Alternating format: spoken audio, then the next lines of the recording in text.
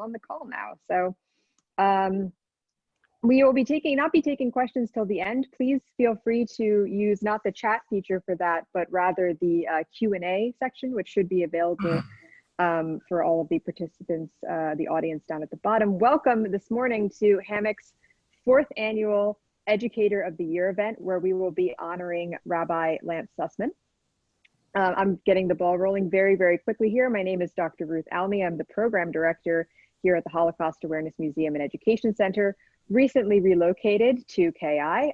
This is a bit of a preview of what the new space will be looking like. We are currently not open for tours because we are still renovating, but we look forward to seeing as many of you as possible once it is safe for everyone to visit us and we finished with our exhibit redesign. I do want to let everyone know who is here today that we are planning another big public webinar educational program like this for November around Kristallnacht/Pogromnacht with some of our survivor speakers. And so look forward for more information about that coming in the next few weeks as we finalize some dates that work for everyone's schedules. So right now I'm going to turn it over to HAMEC President Chuck Feldman to introduce the program today. Thank you, Ruth. Good morning. I'm Chuck Feldman, President of HAMEC. Thank you for joining us for this important program honoring our good friend, Rabbi Lance Sussman, as our Educator of the Year. I would be remiss to not take this opportunity to remember our survivors who passed away in the last several months. Joseph Kahn, Annalise Nussbaum, Gunter Hauer, and Manya Perel. They are and will be missed, and I'd like to take a brief moment of silence in their memory.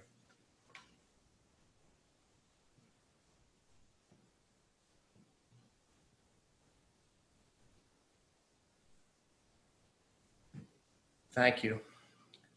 Thank you to our amazing staff, led by Abby Gilbert, who does institutional advancement, Jeff Quinn, our education director, Dr. Ruth Almy, our program director, Ricky Friedman, our assistant program director, and Joe Chudzinski, our membership and donor coordinator.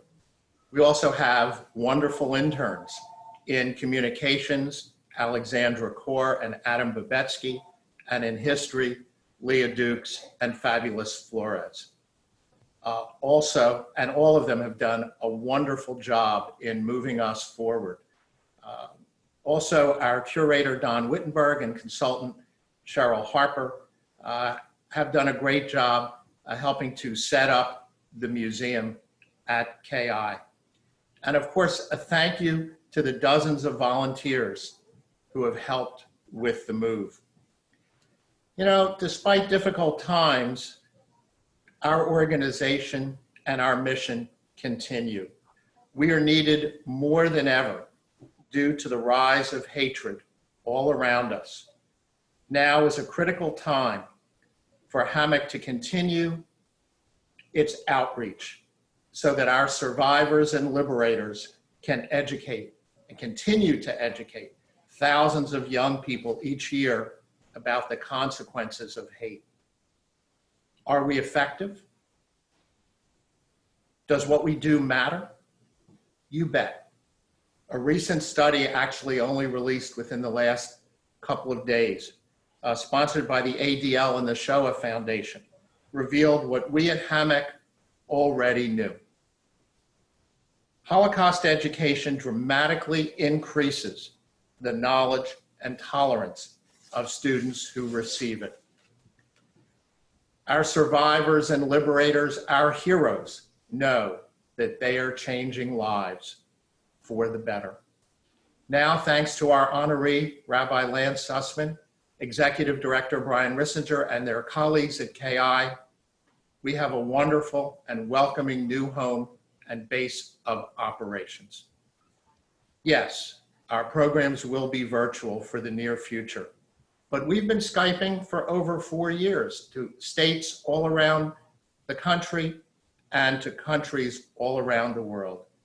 Continue to help us with our mission, your mission.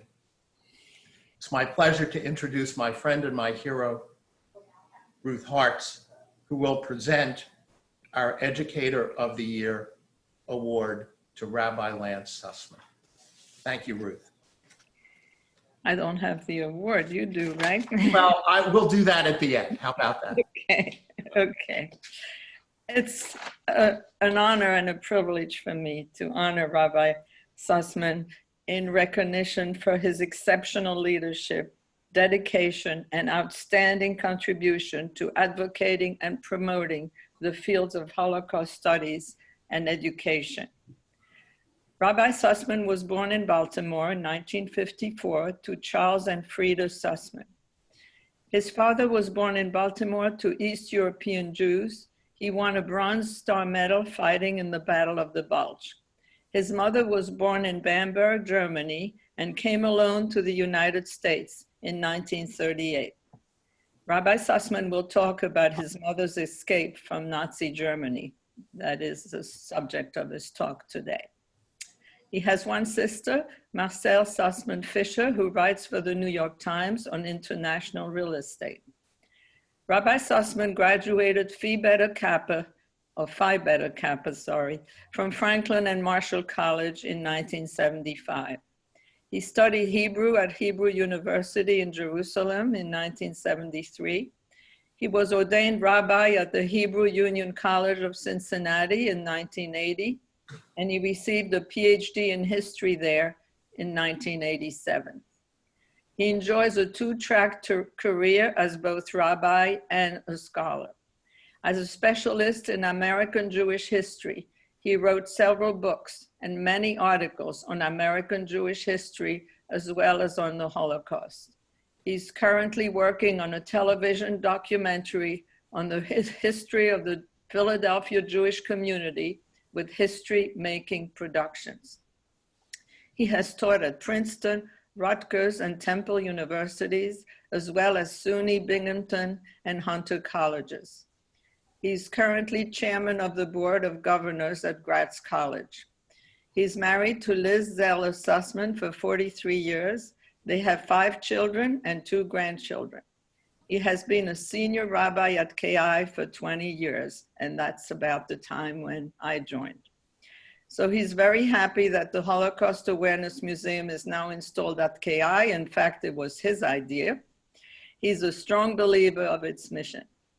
So it is with great pleasure and my personal honor that I present to you our beloved Rabbi Lance Sussman. And Rabbi, this is the award. Wow. And yeah, I hope you're into weightlifting. I need to be. This is presented to Rabbi Lance J. Sussman, PhD, for excellence in support of Holocaust education from the Holocaust Awareness Museum and Education Center, September 10th, 2020. I will display that very proudly. Thank you, Chuck and Ruth. Thank you. I didn't know it was blue, so I dressed in blue. Yes, very good. So good morning, everyone. I'm delighted to be here. I'm very, very honored by this award. HAMEC has been the outstanding organization in our region of the country, promoting Holocaust education, particularly to students in the schools in our area, and their numbers, I believe, have exceeded 250,000 in the aggregate. So this is a very high impact organization. It is made up of a large number of volunteers, Holocaust survivors, and second generation people like myself, who literally have a calling because of either what we experienced or what we heard directly in our families. And there's really nothing that will stop or impede the work of this group. It has a true heartfelt mission, and what is more important than teaching about the Holocaust and teaching children from many different backgrounds about the consequences of institutionalized racism and state-sponsored genocide and terrorism. So I couldn't be more honored than to have this award. I'm so happy that they agreed to move their base of operations into our synagogue so that we can do even more together. And even though we are autonomous organizations, I believe there will be a very special synergy between us. We are a congregation and they are a community-wide, and the idea is to keep that in balance, but give them a very comfortable home and from which they can do their tremendous work. So with that, I'd like to jump into my program for this morning, if we can get the PowerPoint up.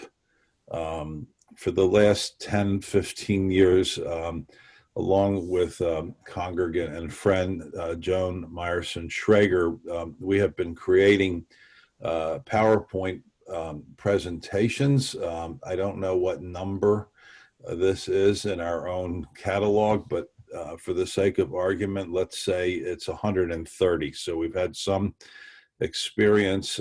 Joan does the technology, the art, and shares the research with me. So I'm extremely appreciative. And we put this one together just for today. So this is kind of a debut, but I'm hoping to show it within the synagogue and perhaps to other groups around the Philadelphia area.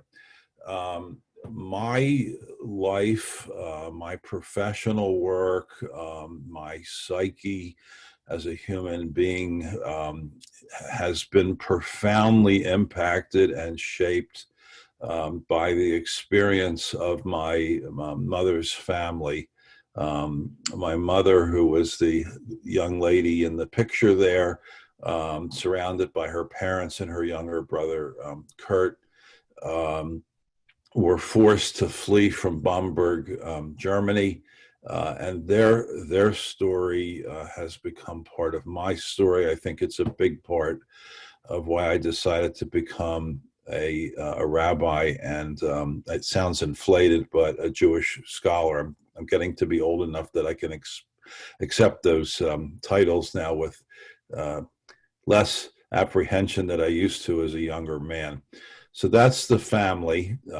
Max Sacchi was my grandfather. We used the German growing up. We didn't speak German, but we used certain terms. So he was referred to as Opa in our family. I know many of you know the word Opa.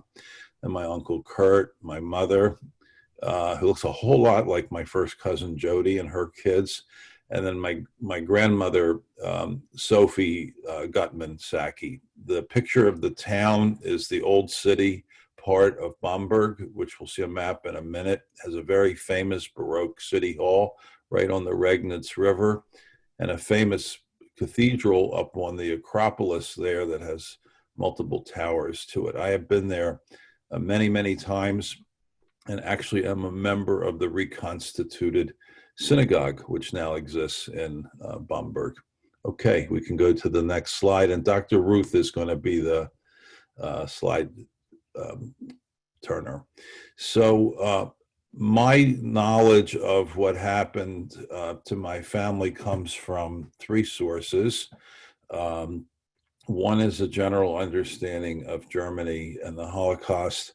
The second is the oral traditions of our family. And then third, we have a very extensive family archives. When my mom moved to Florida to join my sister a couple years back, in the cleaning out process, they handed over to me quite a bit of correspondence. And with the help of my son Judah and wife Liz, we have been organizing them by year and by theme. They are almost all in German. I can read German poorly. The typed letters are much easier than the handwritten, but we do have a documentary basis to this story, and eventually this will be written up with footnotes. So that's the basis of the story. There's a lot of detail there, and I can tell you the family, when they left Germany, went all over the world, to Israel, to Rhodesia, as it was then called, to Argentina. And there is a tremendous global correspondence which details their story. The very first letter was written in 1919, and it goes into the 60s. Okay. So here's a map to help understand where is the city of Bamberg. It's on the Regnitz River, which is a tributary of the Rhine. It is literally the middle of the middle of the middle. It's the center of Germany, fairly close to the Czech, what is now the Czech border. Not that far by car, especially on the Autobahn. Next nearest biggest city heading west is Würzburg, where my grandmother went to kind of a girls' college, and then the big industrial, the big banking center of Frankfurt. So when you go to Bamberg, what you do is you fly to Frankfurt and either get on a train or rent a car, and it's about an hour away. It's considered Oberfranconia, Upper Franconia, which is the northernmost province within the state of Bavaria, which is overwhelmingly Catholic, and as we will see, an area of intense Nazi activity. Next. So here is a close-up of what's considered the Altstadt, the old city. It is very beautiful. Bamberg is an amazingly beautiful city. I remember the first time I went there in '92. I wrote my mother a postcard and said, "This is the most beautiful town I have ever been in, provided one has amnesia." Because it did not have heavy industry, it was not bombed by the Allies, by the Americans or the Brits. So most of the buildings in Bamberg, unlike in other German cities, which suffered 80–90% destruction of built structures, was relatively unharmed. And as you know, in German culture, things are very well preserved. What you see in front of you is the famous city hall, which is right in the middle of the Regnitz River. It's a beautiful Baroque structure. So it's a small town. It would be comparable, let's say, to Allentown in our area. Okay. There are a number of famous icons from this city. One is from a medieval ruler. This statue is simply known as the Bamberg Rider, and it stands in the cathedral. It's a kind of symbol of the sovereignty of the city. Okay, and also in the cathedral, if we go to the next slide, are one of the few representations that are left in Europe of what's known as Ecclesiae Synagoga, church and synagogue. This was part of medieval iconography. It tells us a great deal about the very long history of anti-Semitism in German-speaking lands. The character on the left holding the staff with the cross and a crown is the church, and she is stylized after the matriarch Leah, with her face looking out. The statue on the right is synagogue, and she is blindfolded because the Jews, of course, were blinded by their stubbornness, and her scepter, her staff, is broken, which is a symbol that the Jews have lost their covenant. So even in the long centuries in which most of the peasantry that would come to the cathedral were illiterate, they could look up at these two statues and get the message that the church is the bearer of the covenant with God, and the Jews are no longer the chosen people, but they're rejected.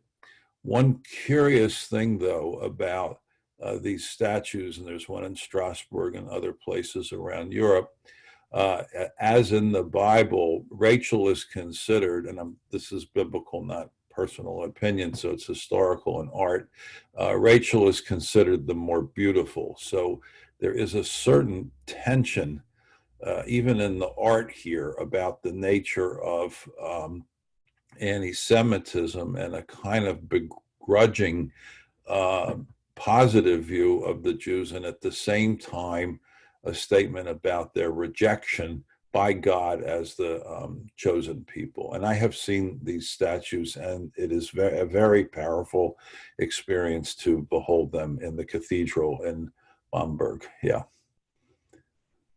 Okay. So again, here is the family. This picture must come from the late 30s, just before my mother's solo departure to America. Obviously a very handsome middle-class family. My grandfather is Max, my uncle is Kurt, and the family claim is he was the last Jewish child born in Bamberg during the Hitler period. My mom as a teenage girl, and my grandmother. They were prosperous. They were, until Hitler came along, very at home in Bamberg, and were active in multiple dimensions of city life, particularly their synagogue. Our family was not Orthodox, but they were what we might call serious reform or serious conservative. The lines were not drawn the same way in German society as in American. There is a myth of the German Jew that they were super assimilated and detached from their Judaism.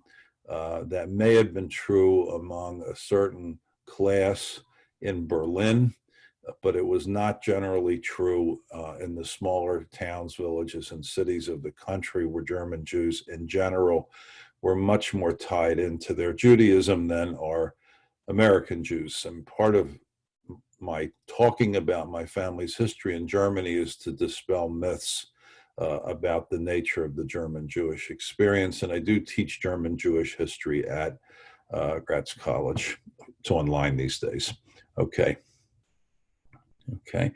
My grandfather, Max Saki, actually had been born in a little village called Kleinstadt near Bamberg, moved there as a boy, grew up there. And when the war came along in 1914, the First World War, he was drafted, and he served in the Kaiser's army, as did all of the grown men in our family during that time. One of the ironies, of course, if you fought and survived, you were given a medal that you were supposed to be buried with as a sign of your allegiance to the Kaiser. I don't believe any of them did so. I don't have a picture yet of my grandfather as a soldier. So this is a crew in the German army. And I picked this picture because of its irony.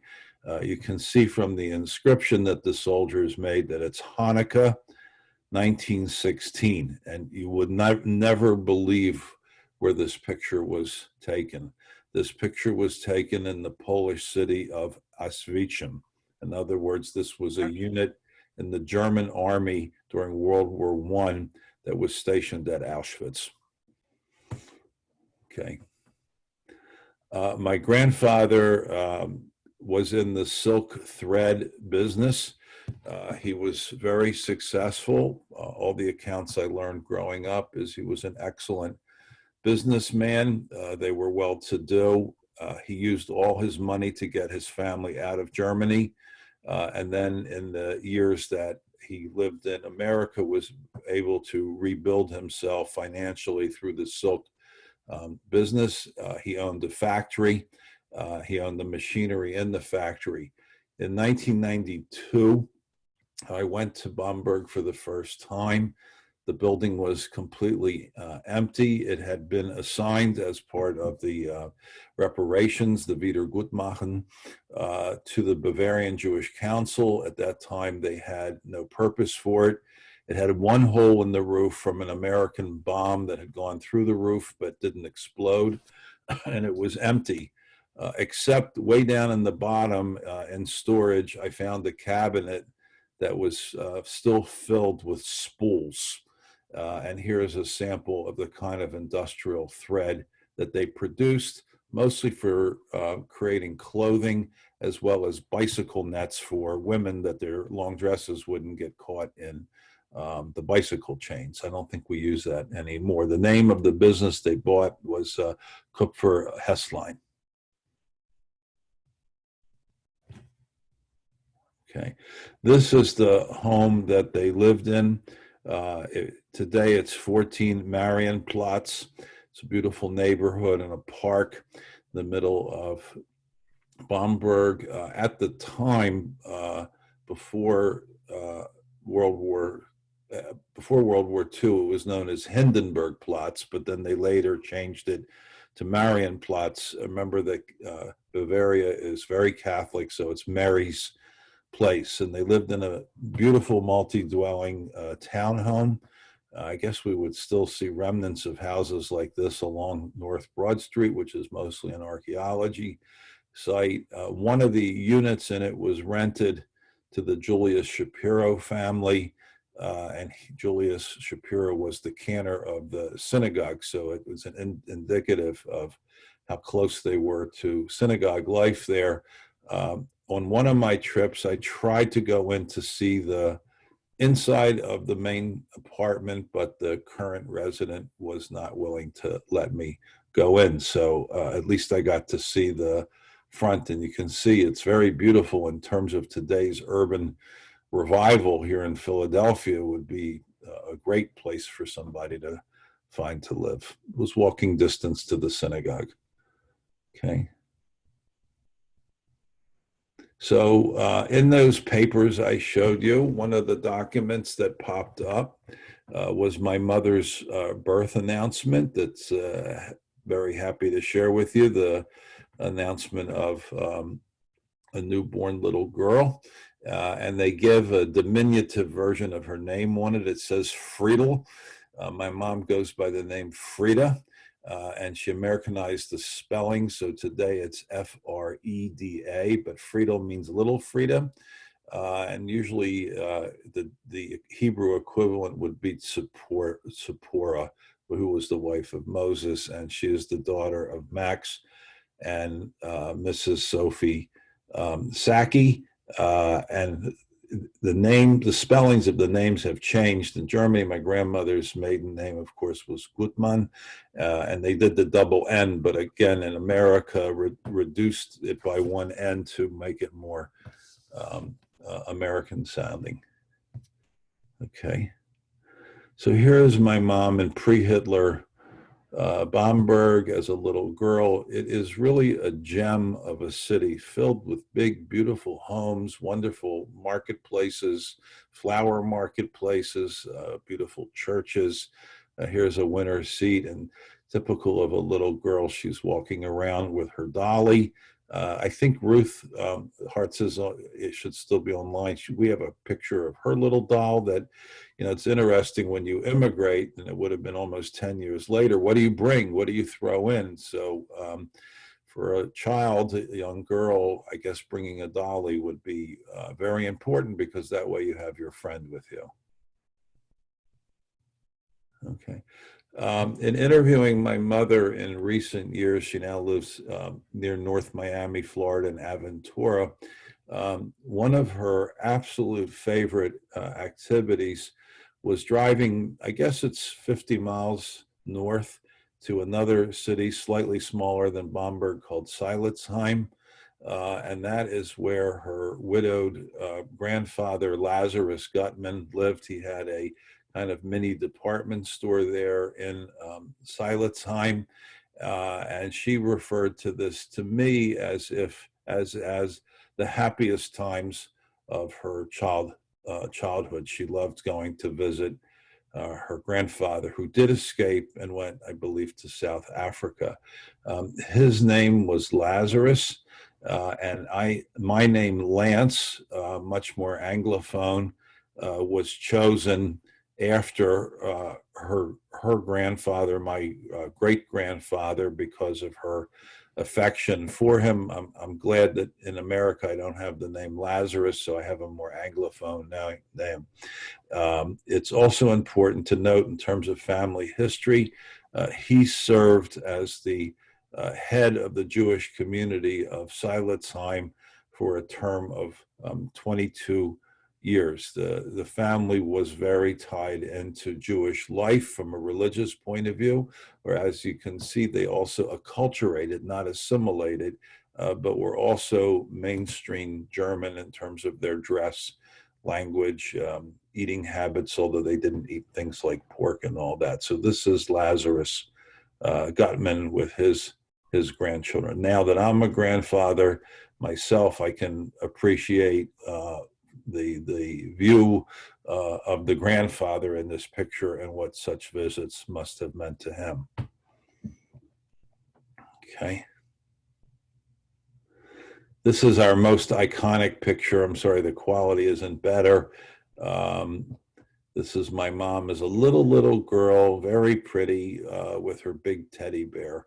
It's a family icon picture. It's a picture of a picture, so there's a little interference there, but you get the point of what it shows, of course, is class, family, and normalcy before the terrible storm breaks out of Nazism across Germany, and particularly where they lived in Bavaria. Okay.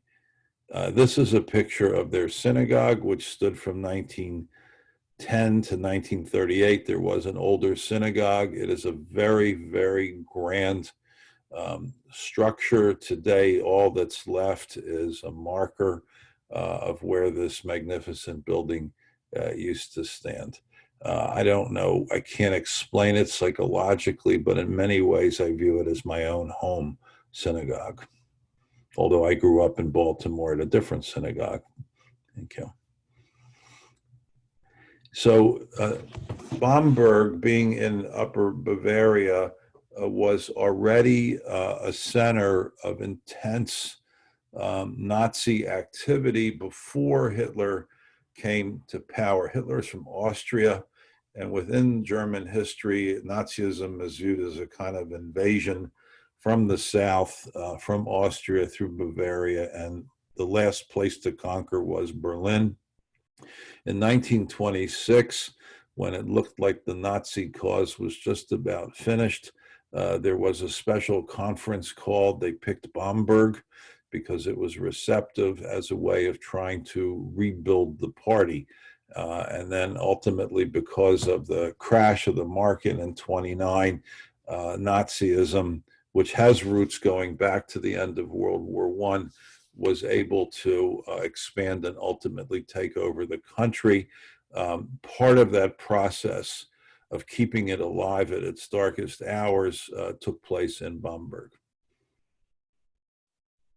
Hitler comes to power in 1933 with the burning of the Reichstag. It's important to note he never had a majority of the votes, although I believe the majority of Germans supported him after he took power, at least for a while. Once their country started burning, less so. Okay. Bamberg continues to be a center of Nazi activity. During the 1930s, here is one of the local newspapers. It's called the Bamberg Tagblatt, which is the Bamberger Tagblatt, which is the daily, and you can see it is covered with Nazi insignia, as well as a depiction of the perfect Aryan male. Okay. One of the families, Gentile families that came from Bamberg during this period was of great distinction in Germany. They were the Messerschmitt, that means the knife makers. Their restaurant and hotel is still there, although it is no longer under the ownership of the Messerschmitts. One of their family members, Willie Messerschmitt, was the designer of the Messerschmitt heavy bomber, which was the core machine in the Luftwaffe in the Nazi Air Force. So they came from Bamberg, and I know, for example, on the night of Kristallnacht, the gang that was to march to the synagogue, wreck it and burn it, gathered first in this restaurant because the Messerschmitts were so loyal to the Nazi movement. Today, ironically, if you come to Bamberg as a tourist, one of the places that you must visit is the Messerschmitt restaurant, because really it's beautiful on the inside if you like German decor, and the food is very, very good. So I, like other tourists, have eaten at the Messerschmitt restaurant, and although I can't see you, and it's probably an impolite thing to say, you know, I wasn't sure when I went to the bathroom if I wanted to have very good aim or not to make some kind of statement about what I thought about this place. Okay. So in 1935, of course, the Nuremberg racial laws were passed. These are genealogical tables. I'm sure you've seen this before, but it classified people as to whether or not they were Jewish, and you only needed to have a tiny little strand going back to one grandparent to qualify for Jewish classification. The Nazis very early on did a racial census. People don't like to talk about it, but the census machinery was the German branch of IBM. When those tabulator machines were first displayed in the Holocaust Museum in Washington, the curators had removed the IBM logo from the machines. They were later restored after a great deal of protest. With full racial classification, the oppression of German Jews intensified because everybody then had a racialized identity. With a racialized identity, the persecution of Jewish families intensified. This actually, they come from the post-Kristallnacht period. The one on the left comes from my grandmother's family, from the Gutman side of the family. One of her brother's mother-in-law went to Theresian concentration camp. That's her star and her armband. That was given to me after she died. Her name was Hannah Schulein. And then on the Saki side of the family, when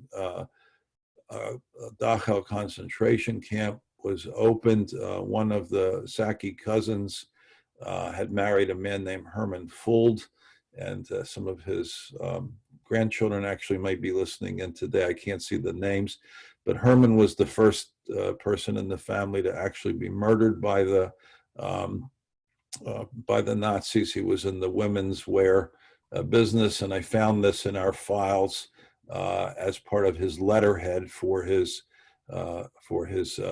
businesses also in that part of Bavaria. His family, minus him, who was executed, did escape. It was a harrowing escape because they actually, his wife and boys were put on the St. Louis that got to Cuba and then had to go back to Europe, but then eventually through England made their way to America. So the family was feeling the squeeze that the Nazis were putting on the Jewish community. Okay. This is the story, the core story emotionally of my connection to our family's experience inside of Nazi Germany. As I told you, in the apartment building or the townhouse where they lived was the cantor of the synagogue. His name was Cantor Julius Shapiro, and here he is with his wife and his girls when they were very, very little. If you go to the next slide. This was his daughter, Ruth Shapiro, who lived in the building with my mother, and more than that, they were best friends. You know, a nice 13-year-old girl who, in the style of, still today you see it, but with the pigtails, which are very, very German in appearance. They were not as well-to-do. He was a synagogue employee. They were rounded up when November 27, 1941. They were one of the families that couldn't get out from Bamberg. They were deported to Jungfernhof concentration camp, which is near Riga, Latvia. The last sighting of them was December the 3rd, 1941, and it is assumed that both mother and daughter perished in that concentration camp. Next picture. And here's how I learned about the Holocaust. Now, I grew up in a family in which my mother's side were German escapees. They came out with much of their material. One of the beautiful things my grandmother had was a beautiful blonde oak buffet in her dining room that I was convinced was filled with treasures. And one day, as a little boy of 9 or 10, I went rummaging through it, and I found this ring box, and you can see that it's marked Bamberg. And I was sure that there was going to be a very large ring or loose diamond in there, and that we would all be rich and live heavily after. So I went to open it. It had a stale rubber band around it, so it cracked the minute I tried to play with it. And lo and behold, I open it up, and inside is no diamond, but there is a lock of hair. So I went to my Oma, as I called her, and I said, why do you have, I don't know if I was 9 or 10 years old, why do you have a lock of hair in your dining room? That doesn't make any sense. And my grandmother, who was a very quiet woman, very thoughtful, very quiet, said, you're going to have to ask your mother about this. So I went to my mother. They had a business office in my grandmother's home. And I said, what is this? I don't understand it. And my mother explained that she had a best friend whose name was Ruth, and that as little girls, they had exchanged curls of hair as a sign of eternal friendship. And they did that in the days just prior to my mother's departure from Germany to America. So this is all that is left of Ruth Shapiro. There is no body, there is no grave, there are no survivors in her family. And this story went through me even at a very young age, like being shot by an arrow or a spear or something, and has stayed with me ever since. We know that 1.5 million Jewish children were murdered by the Nazis. Okay. So my grandparents determined that my mother, being now 13 years of age, had no future in America and in Germany, and they decided to send her to my grandfather's brother, Gus Sacchi, in New York, because she could no longer go to school in Germany. Jews were separated after Nuremberg, separated out. Couldn't go to public school, then they couldn't go to Catholic school, then they couldn't go to Jewish school, so they sent her away. The way the story worked is my grandfather escorted her to England, and then from there she traveled to America alone on an ocean liner, escorted by a girl who was just a few years older than her. That she would be okay. What the family did at night was to take empty spools from the factory and wrap money around the axle, and then hand wind the silk around it, that she would have some money, even though his brother Gus Sacchi was affluent, just in case something went wrong. My mother didn't tell this story to me until the 50th anniversary of Kristallnacht, and then she told me I wasn't allowed to repeat it again, even though I have, obviously, because she never paid taxes on the money. I think it's okay. I'll check with the IRS. Okay. And here they are coming into New York Harbor, passing the Statue of Liberty. And she goes to live for 1 year with Uncle Gus and Aunt Rose. Rose was American born and very insistent that my mother learn to speak American English without an accent. When her parents came about a year later, my mother wanted to leave, and Aunt Rose was unhappy and felt that my mother was ungrateful for her hospitality. Such were the nature of family dynamics. A few months after my mother had made it to America, all hell broke loose in Germany, and Kristallnacht took place. Here you can see a picture of the beautiful synagogue there in flames, with crowds surrounding it the next morning. The way the Kristallnacht worked is the fire department came out and sprayed down the buildings adjacent to the burning synagogue so that they wouldn't be caught on fire. And then the Jewish community was fined for the damage caused by these fires to non-Jewish Jewish structures. My own grandfather was arrested by the Gestapo on that night and taken to a local jail. He was able to get out through a bribe that was delivered by their illiterate laundress, who came to my grandmother and said, I wanted to help. She paid off a guard, and he got out the back door from the Gestapo jail. And they had arrangements to go to Stuttgart, and then from Stuttgart to Holland and get out of Germany. One amazing story, also a powerful narrative in my life, is that the leading Jewish citizen was a man by the name of Willie Lessing. Today, the main street in Bamberg is named after him. He was in the electronics business. He was also, before Hitler, a city council member. And he went to the burning synagogue and pleaded with the Nazi goons that they leave at least one Torah scroll so that the community could continue to have its prayer services. What they answered him with was the iron crowbars that they were holding to rip up the synagogue, and they beat him mortal wounds. He died a few days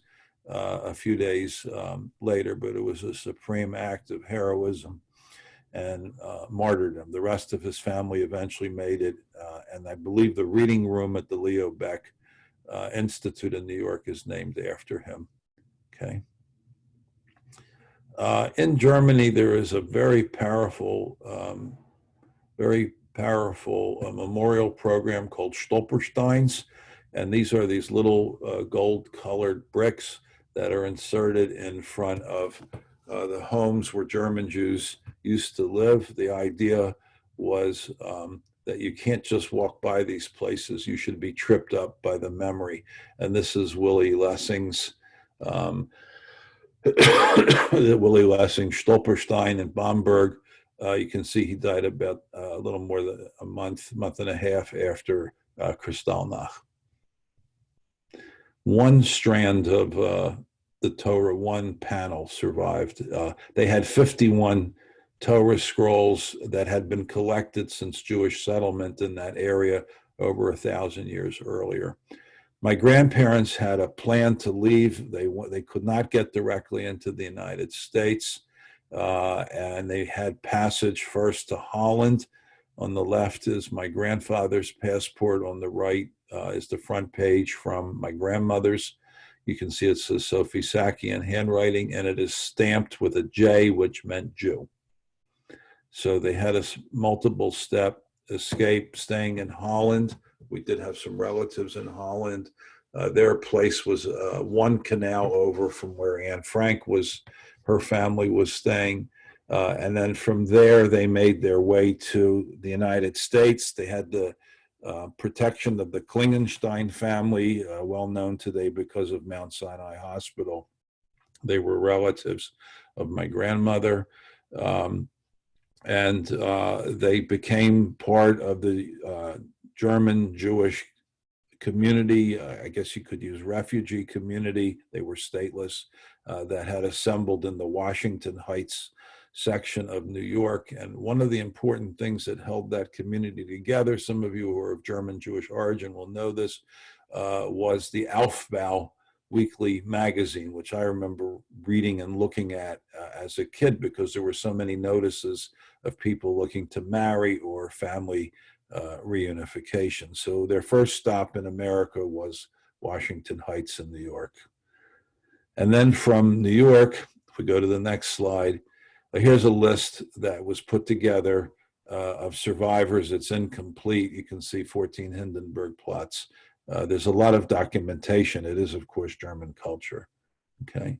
From New York, they made their way to Baltimore, where I was born. The reason they went to Baltimore is one of the businesses my grandfather had dealt with in Germany was Gutebrod Silk Company in Pottstown, Pennsylvania, and they needed a salesman for Baltimore, which had a lot of clothing factories, mostly German Jewish families, and later Scandinavia.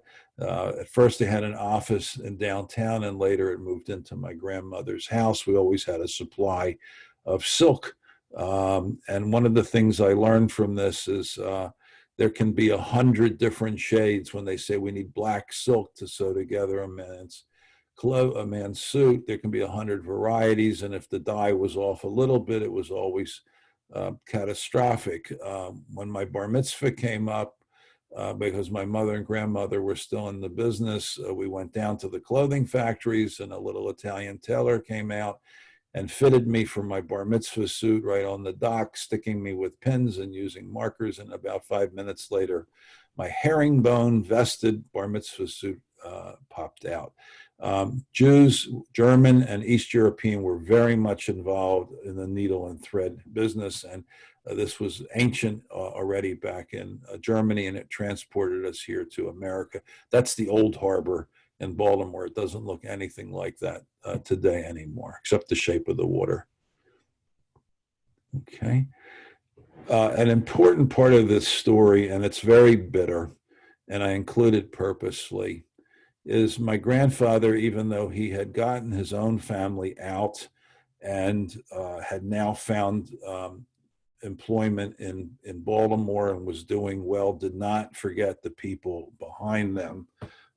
He discovered that one of the few synagogues in Baltimore that would even allow German Jews to join, because there was a fear of spies being embedded among them, was Temple Oheb Shalom, where I grew up. This is their old building on Utah Place in downtown Baltimore. My grandfather discovered that the rabbi was a distant relative of Cantor Shapiro. And he went to him and he said, if you could sign the affidavits, I will put up all the money to guarantee the safety of the Shapiro family and bring them to America. And his answer was, quote, "You can't help every third cousin." And I report this because I know there is a lot of talk today among historians and at the grassroots level about the failure of the rescue of the Jews of Europe.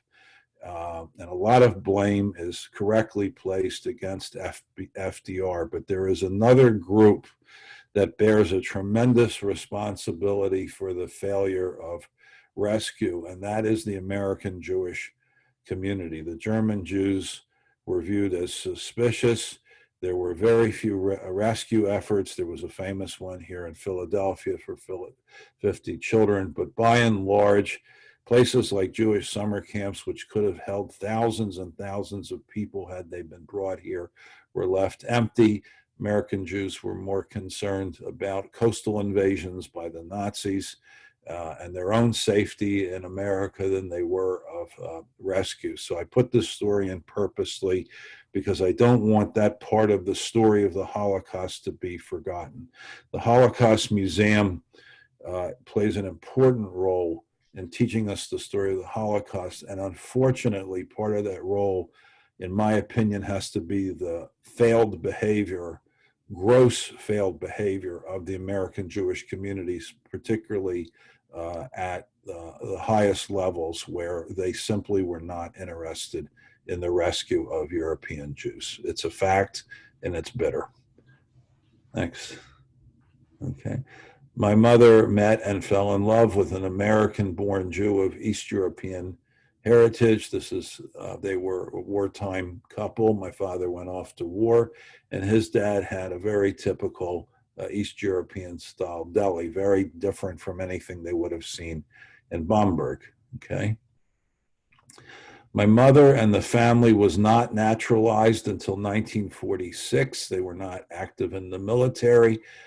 They were left as stateless until 1946. And then once she was naturalized, my mother and father were able to get married. Here are her naturalization papers.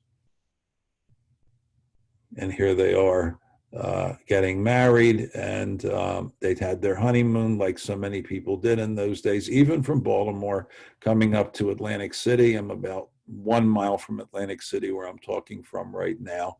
And this is them on their honeymoon, riding on the boardwalk. And it must have been really early in the morning because there's nobody there, which would have fit my dad's profile very well. Okay, just a few more.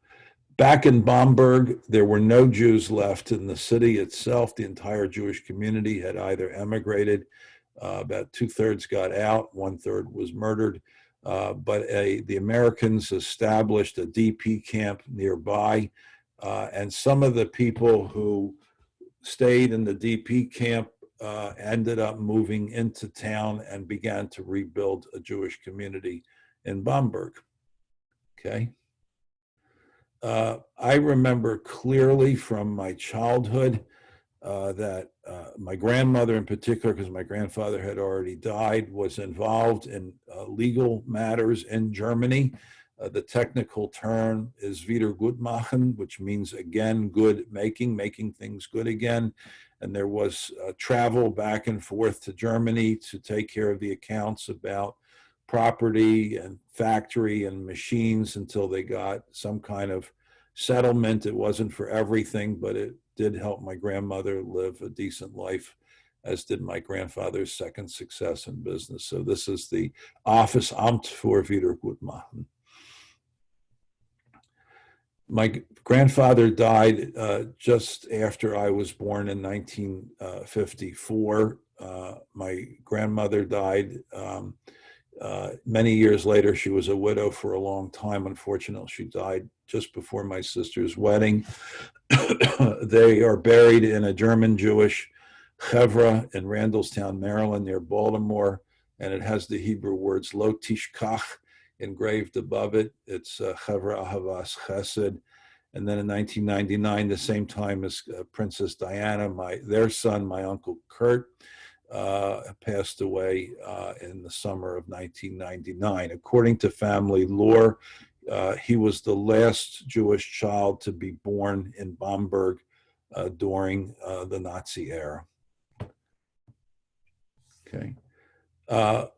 I went to Germany in '92 because I wanted to see where they were from and to learn about the family. And I found the factory, which was abandoned.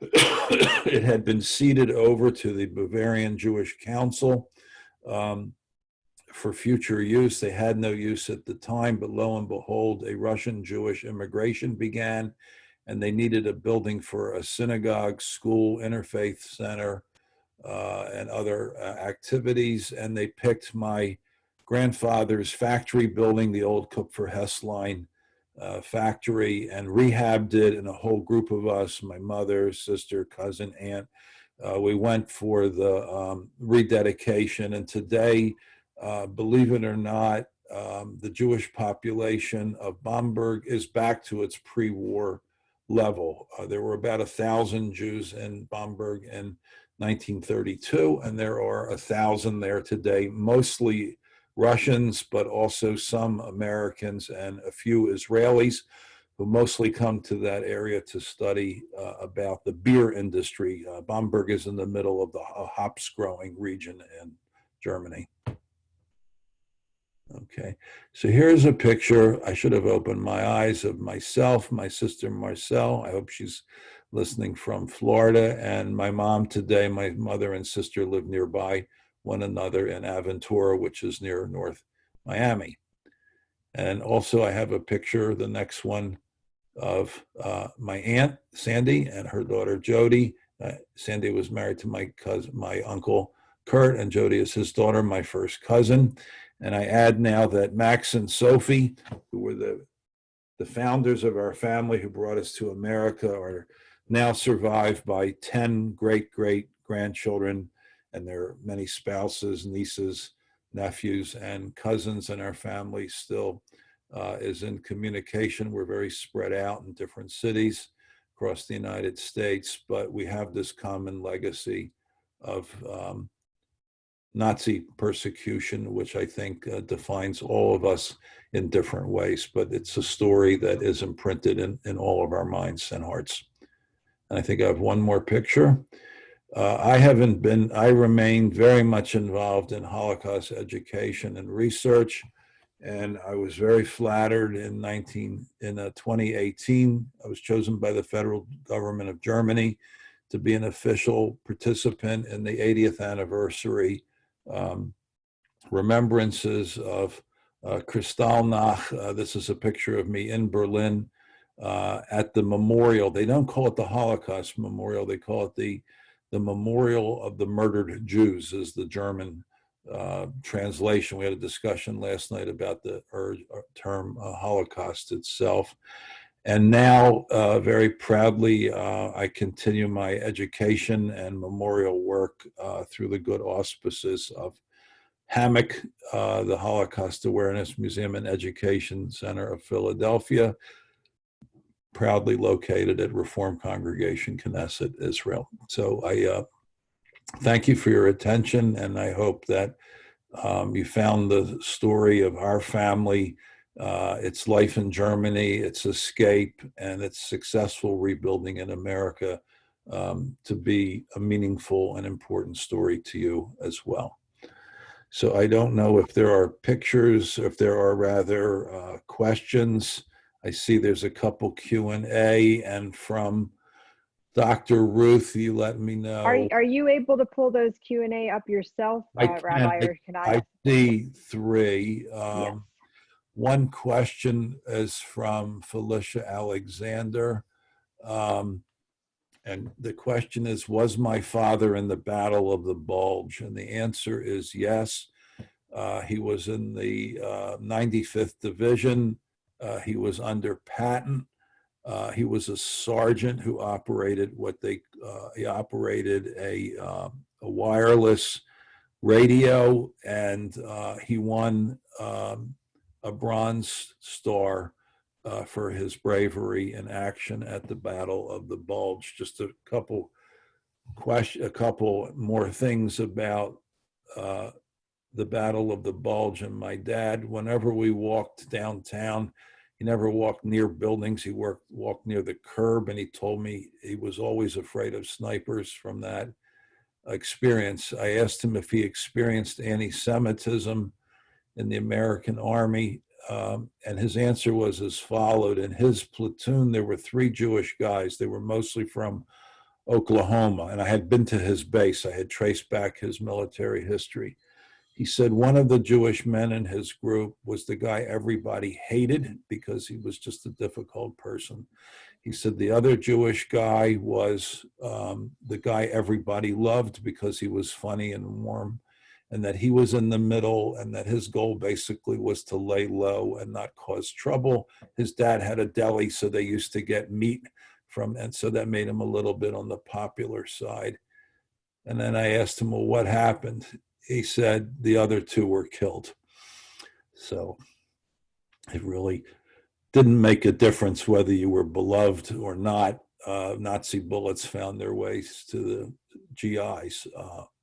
Many years later, my mother and father became active in their division, and they had an annual reception, and the wives took turns being the queen of the reception. And one year it was my mother's turn, and the dance was scheduled for the holiday of Sukkot. So my parents wrote a letter saying respectfully that we observed holidays, went to synagogue, and we didn't think it would be appropriate. They didn't think it was appropriate to go to Sukkot on Sukkot, and they got a letter back saying, then we'll move the reception. So World War II played a tremendous role in breaking the back of anti-Semitism in America.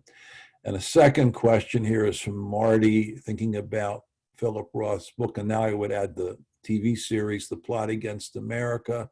What is your sense of Jewish support for Hitler in Germany in the early 30s? I don't think there was Jewish support for Hitler in the early 30s. There was a little bit in the 20s when it first started. Hitler did not start Nazism. A guy named Drexel did, no relation to Drexel University. And there were some Jewish people who felt they were uber German patriots after World War I who aligned with the Nazi Party, but it became clear that they were tremendously anti-Semitic, ultimately adopting a genocidal program. So I don't think that was the case. We are unfortunately experiencing a spike in violent, weaponized anti-Semitism in the United States today. We have the different far-right organizations and QAnon and others, which are fascist and in some cases explicitly neo-Nazi, and it does represent a threat, and it makes the work of HAMEC ever the more urgent, that this is not acceptable, that the United States fought a war to destroy Nazism, and we should not be embracing it now. Another question, was your family able to find out what happened to other members of the Bamberg synagogue after the war? The answer is yes, partially through the Aufbau and through networks and through writing of letters. But one story in particular sticks out in my mind. When I was in my preparation year for rabbinic school, my Mechina in Jerusalem, my mother came on a surprise visit and she broke the heel of her shoe. So we went to the department store in downtown Jerusalem to get her a new pair of shoes because she couldn't walk. And the shoes salesman was a man her age, and he kept staring at her.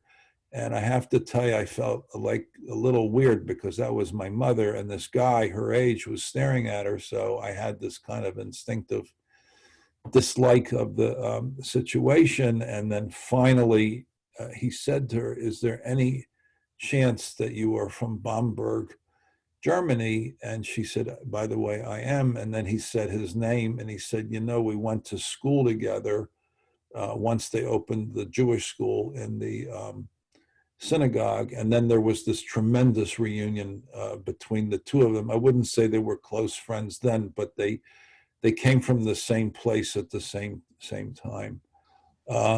My grandfather from Les, my French teacher, is asking me this question. My grandfather had no French roots. He merely was very good in French. Like many Europeans, he was multilingual, and that's how he served. Several members of our family actually served on the Western Front, and ironically were captured by the Americans toward the end of the war. Diane asked if I had read Eve Barlow's article. I have not. I will now look for it. And I'm curious as to what she says. My good friend Fred Blum says he doesn't have a question, but next August, the Jewish Genealogical Society will be hosting the International Jewish Genealogical Conference in Center City. I'd be glad to participate, Fred. And I'm also proud to announce that Fred's organization, the Genealogical Society, which is unbelievably active, meets regularly at KI. I'm so glad that we're a hub of that activity. Joan Schrager notes that there is a new version of the synagogue and church statue at St. Joe's in Philadelphia. It was dedicated by the Pope, and it reverses the iconography so that it is not anti-Semitic. And I see the reference to the article is in tablet. I thank you, Diane Warsoff, so I will be glad to go and read that. And I can answer Sunny's question of can this program be viewed again? We are recording it, so if anyone missed the beginning or for some reason had difficulty logging on, please contact us at HAMEC and we'll be able to get that recording out. It might take some time because there's some processing that needs to happen with Zoom, but this program will be available. Finally, I'd like to say I really appreciated this invitation to speak. I can't help it. I am a rabbi, and I was given an hour, and I used 75 minutes, so I appreciate everybody's forbearance, and I am forever indebted to the museum for the award. It's personal, and it means a great deal, and I look forward to partnering with you in whatever way that you see me being helpful to your activities. It's your organization, but I really would like to be one of your soldiers going forward. Thank you so much, Rabbi, for the wonderful presentation today. We have run a little long, so I am going to have to cut the question and answer off now. But I appreciate everyone who joined us. I hope that you also found it a meaningful and moving presentation. Congratulations again, Rabbi Sussman, on the Educator of the Year Award. We are happy to present it to you. If anyone else on the panel would like any final sign-offs, and then I will end the program. Yeah, Ruth, I would just like to say that oftentimes people who are involved with our organization, as the rabbi is, talk about you and your. No, it's us and our. We are all on the same team. Right. And Thank welcome you. to everybody who wants to be part of that team. We need all the help we can get. Very masterful program, Rabbi, as usual. And we have a lot in common since my parents came from Mainz and Ingelheim, not too far from Bamberg, and had lived there for 10 or 12 generations. Yeah, right. Good. Thank you again to everyone who spoke today and everyone who participated by joining us as a viewer. And I hope you'll be happy to join some more virtual programs from HAMEC in the future, again, from this wonderful new space. So thank you very much, everyone. I'm going to end the meeting now. Hope to see you again soon. Bye-bye.